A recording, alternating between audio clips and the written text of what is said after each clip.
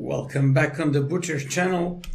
This is third lecture on side bet lines in variations e4, e5, knight f3 and how to break and refute all those bet variations by black. Tonight we're gonna talk about the Latvian Gambit. By the way, I got a new outfit with these glasses, so I hope it looks like more intellectual.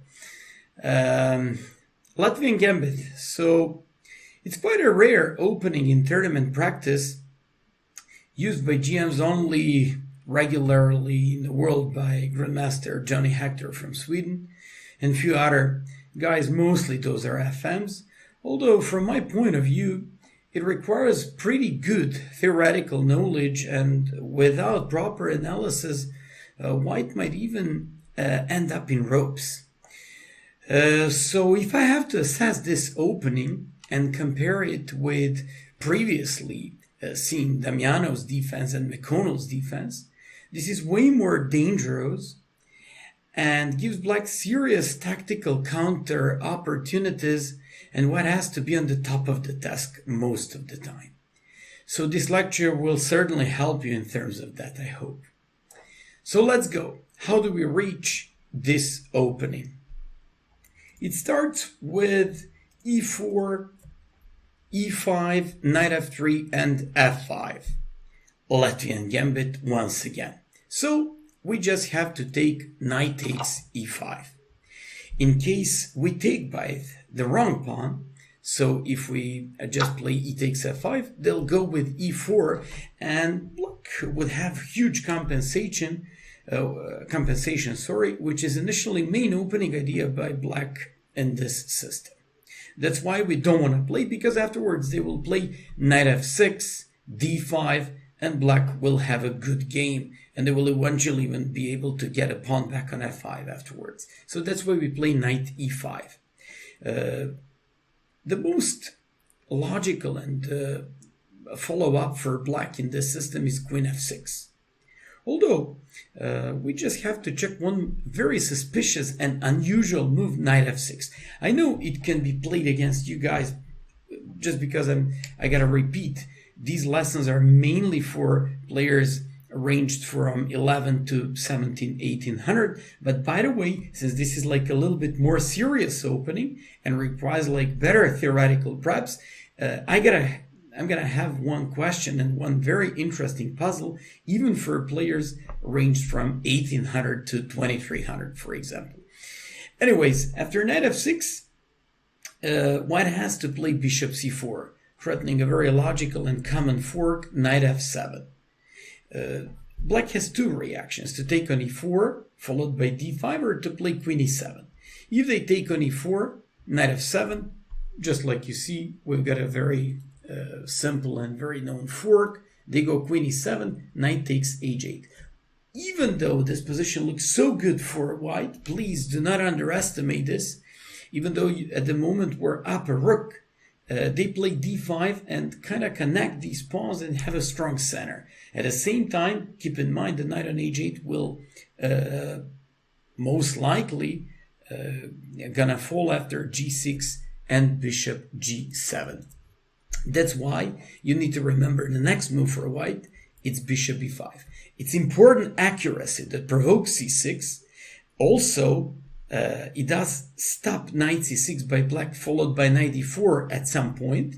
And also, bishop d7 and knight bd7 wouldn't be good enough for black as well, because they're not supposed to exchange pieces, because at the moment they're rook down. So what's so strong about bishop e5? It stops knight c6.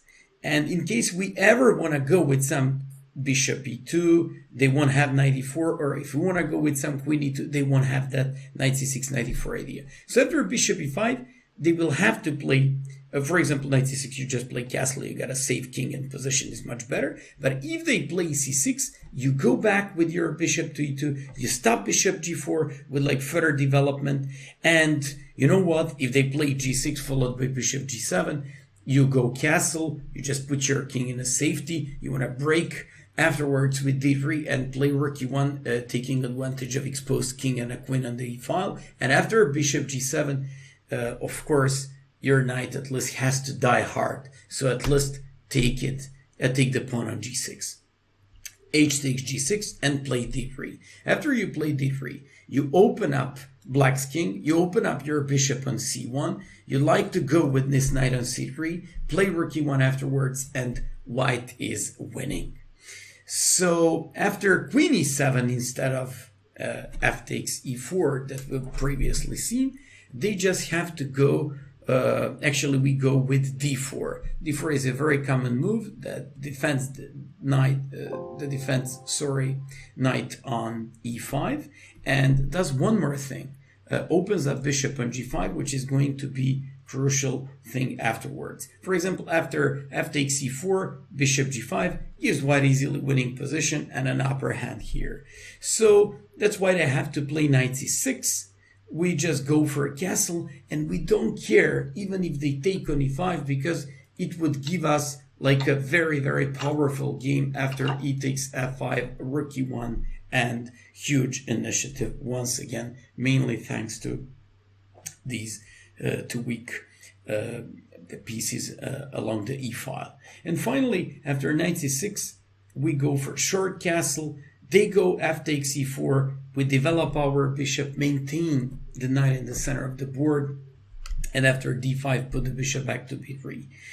Position is very simple for playing. At some point, we'd like to go with this bishop on a4, pin the knight on c6. We'd like to go with c4, break the pawn on d5 and the black center. We'd like to go with f3, break the pawn on e4. So we just want to break with f3 and c4, pawn chain in the center. And finally, after we do c4, it's gonna be followed up by knight c3.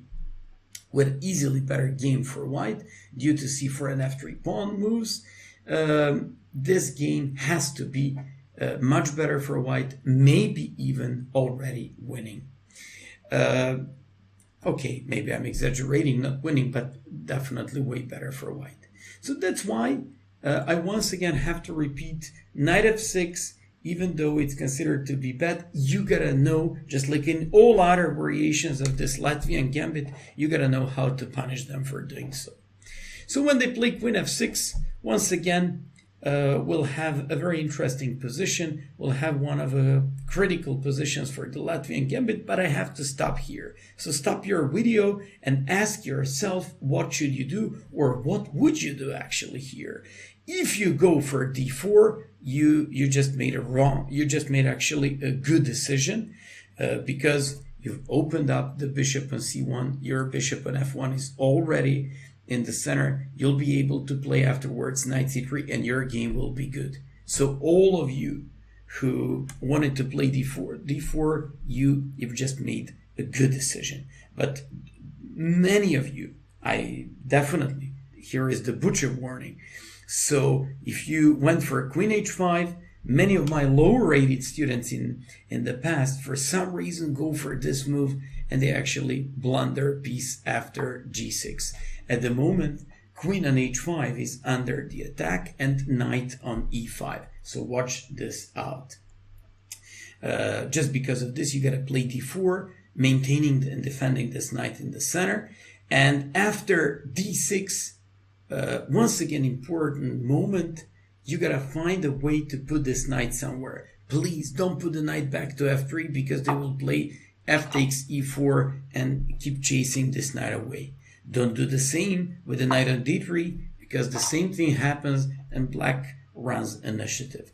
Just because of this, ever since Robert James Fisher, knight c4 is the best move. Knight c4, because eventually this knight will be able to end up on e3 if needed. After f takes e4, we just have to continue in our classic CAD rule. I keep mentioning this: centralization, activity, and development.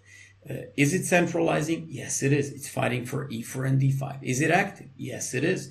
It's way more active than knight coming to d2 or an a3. And finally, is he developing? Of course, we just developed one more piece. Keep that in mind if you want to play good opening. Even if you don't know openings, if you follow the CAD rule of mine, you'll be able to play decent openings even without proper theoretical knowledge.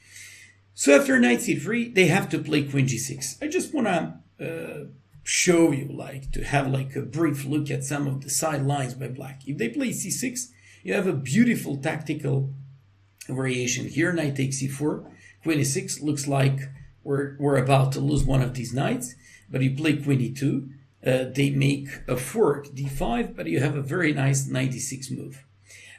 Looks like they're still winning one of these knights, but just like I said, looks like. Stop the video, make the move, and tell me what would you do. All of you who found knight f7, congratulations, because you threatened the rook on h8, queen cannot touch the knight because of knight e5, and white wins. What a beautiful tactics. Okay, then apart from knight c3 and c6 that we've just seen, there is a move like bishop f5. Now you can see the point of Fischer's move knight c4, bringing this knight back to e3, threatening this bishop on f5, and you just want to win the bishop and win the bishop pair with much better activity. That's why they have to step back to play bishop g6.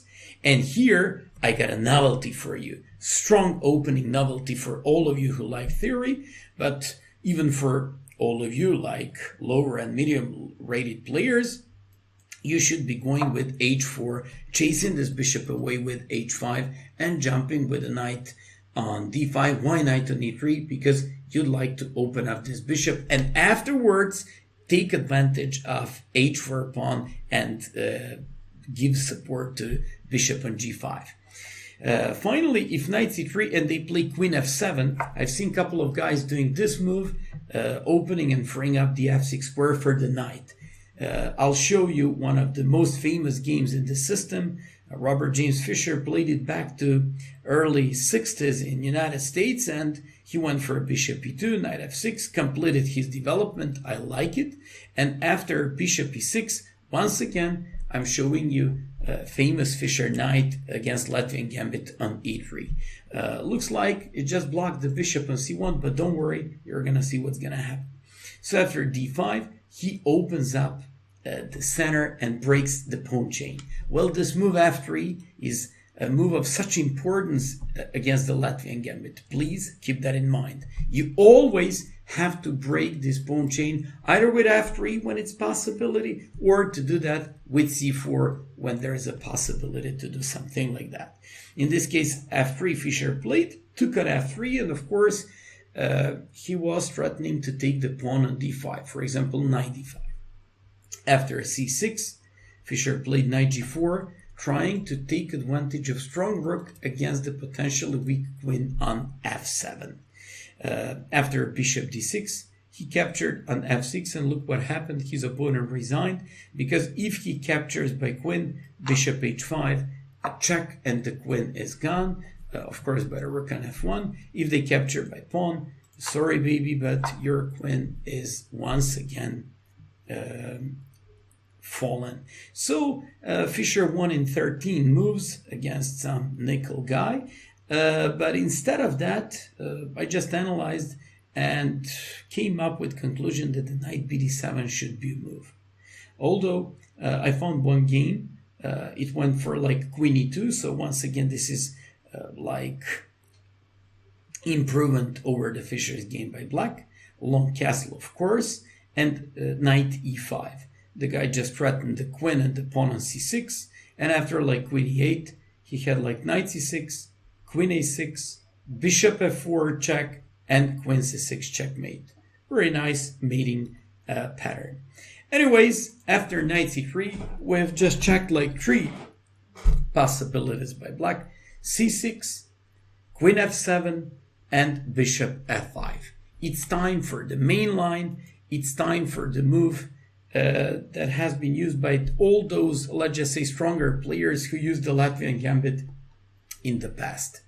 And here, a little bit surprising, f3. Who would say? Because most of the guys think, let's go for this pawn and let's try to win it somehow. No, you just play f3 and break the game into the center, opening up your mainly light square bishop that goes on d3 afterwards. So what happens? After e takes f3, this is the main line where captured by queen. But what happens if they just play knight f6, which seems so logical? You take on e4 and play bishop d3. this piece is pinned. If they play bishop f5, to defend the bishop, by the way, queen cannot take on g2 because of bishop e4. And if they play bishop f5, you just go queen f3, and they literally don't have a good defense for the knight on d5, because either knight on e4 is dropping, or if they move the knight, bishop on f5. I immediately have to say white is winning. That's why after f3, they have to take queen f3 and knight to f6. Good moment to show you something. Queen c2. Stop the video once again. You've got like 15 seconds to find move for white. Once again, congratulations to all of you who found bishop d3. This is how your guy, the butcher, so far has won more than 5-6 bullet games.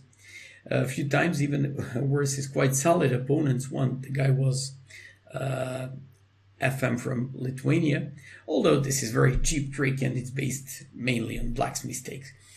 After knight f6, this is an important moment for all of you who like to follow the theory. So it's not only for like low-rated guys, but here I have a strong improvement over the famous game in this system between Russian Grandmaster Sergei Rublevsky and Grandmaster Malyutin, played in Russia back to early 90s in Russia. So once again, if queen c2, bishop d3, very nice way to trap the queen. After knight f6, in that game of Rublevsky, white went for the very logical bishop d3, queen g4. He wanted to keep the queens on the board, played queen e3, bishop e7, castles, knight c6, threatened the pawn on d4, played d5, and after this played rook f4 with much better game for white. But I don't want to go this deep. I just want to show you like literally the refutation of the system, and it's a strong novelty that I prepared for with one of my students preparing for some world youth under 14 many years ago. It's knight to e3.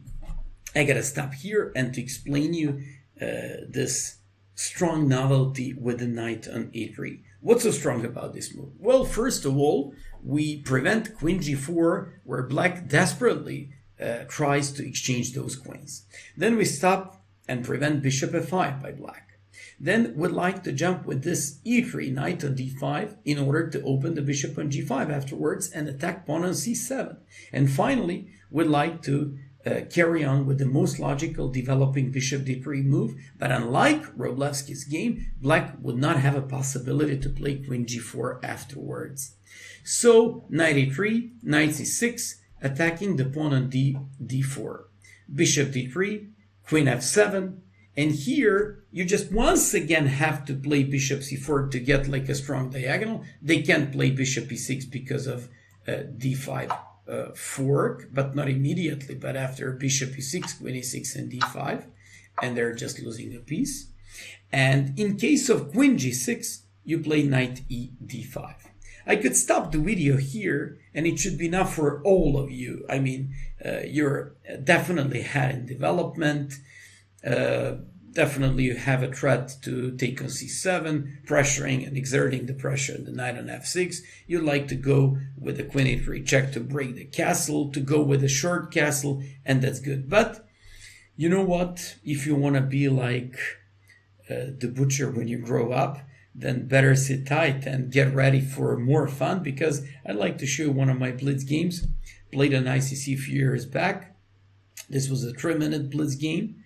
I had white, and my opponent captured on d5. I captured d5, threatening the pawn on c7. He played bishop g4. Very logical move, because he just wants to kick away my queen with a tempi and prepare for short castle. I tried to take advantage of that play check and king d7, doing a counter attack. So he wanted to go with a rook e8, threatening my queen and the king. I went for castles, rook e8, and played queen f2. Afterwards, I analyzed this on computer. Computer says, weird move, queen c3. Probably wants to play some bishop b5 and take advantage of the knight on c6 and king on d7. Well, when my opponent played king c8, I realized that he was about to save himself. Looks like a safe king, right? Well, Black's optimism won't last too long. This is the puzzle I spoke about previously in the video. It's for high-rated players, ranged approximately between 18 and 2300. Find a couple of forcing moves and create unstoppable initiative for white. Let's go, guys. I hope you took your time. Probably you should take like 2 or 3 minutes because it's pretty nice and it's pretty forcing, so it shouldn't look that hard. It's bishop d3, chasing this queen away with a tempi.